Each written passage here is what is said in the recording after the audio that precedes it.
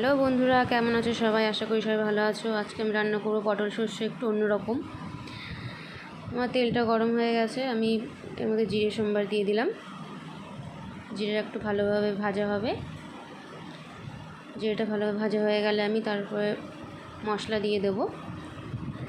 এর মধ্যে আছে সর্ষে, জিরে, আদা, টমেটো। আমি হলুদ দিয়ে দেবো। হলুদটা আমি আমার পরিমাণ মতো নিয়েছি, কারণ আমার পটলের পরিমাণটা একটু বেশিই ছিল। তোমরা তোমাদের পরিমাণ মতো নিয়ে নেবে, সবজির পরিমাণ মতো তোমরা হলুদটা নেবে। একটু ভালো করে নেড়ে নেব। এই সময় হালকা আঁচে, একদম হালকা আঁচে রান্নাটা করতে হবে, মশলাটা কষাতে হবে, না হলে ধরে যাবে। আর সর্ষে তো বেশি কষানো যাবে না, সর্ষে বেশি কষালে তিতো হয়ে যায়।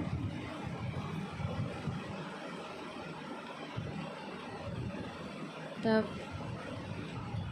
একটা কথা বলিনি, আমার এটা প্রথম ভিডিও, আমি কথা সেভাবে বলতে পারছি না, প্রথম তো একটু সমস্যা হচ্ছে।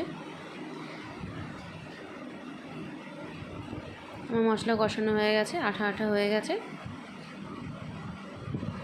জল দিয়ে দেব। আমি কিন্তু এখানে নুনটা দিইনি, কারণ আমি নুনটা পরে দেব। জলের পরিমাণ মতন আমি নুনটা দেব।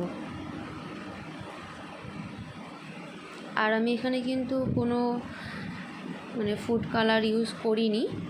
আমি এখানে শুকনো লঙ্কা দিয়েছি, কাঁচা লঙ্কা ব্যবহার করিনি। কাঁচা লঙ্কাই বেশিরভাগ দেয়, তো আমি আজকে শুকনো লঙ্কাই দিয়েছি। আমার জলটা ফুটে এসছে, আমি এখানে নুন দিয়ে দেবো। আমার পরিমাণ মতন আমি নুন দিয়ে দেবো।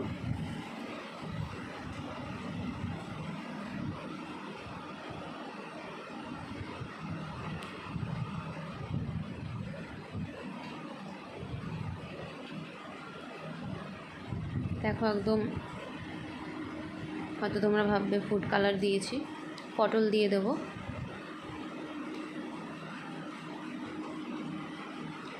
পুরো লাল হয়ে রয়েছে।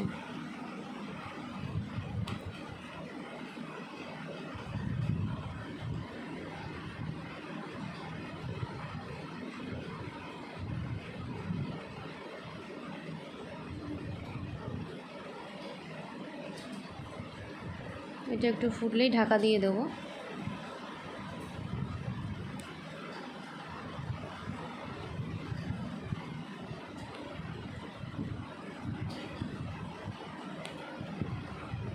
আমার এখনও ঝোলটা টানবে, এখন অনেকটা পাতলা আছে।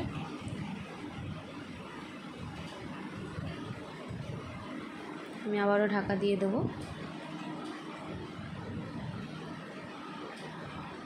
হয়ে গেল আমার পটল সর্ষে। দেখো কতটা গাঢ় হয়ে গেছে। এটা আরও ঠান্ডা হয়ে গেলে আরও গাঢ় হয়ে যাবে।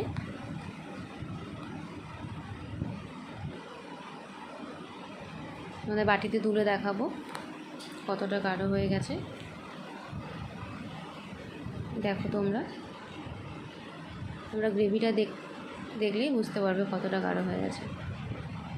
জলের পরিমাণটা অনেকটাই নিয়েছিলাম, সবজিটা আমার বেশি ছিল বলে। দেখো,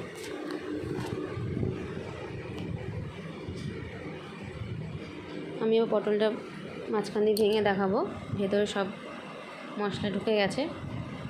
কারণ আমি পটলটা একটু কেটে কেটে দিয়েছিলাম, যাতে মশলাটা ভেতরে ঢুকে যায়। ওকে, টাটা বন্ধু।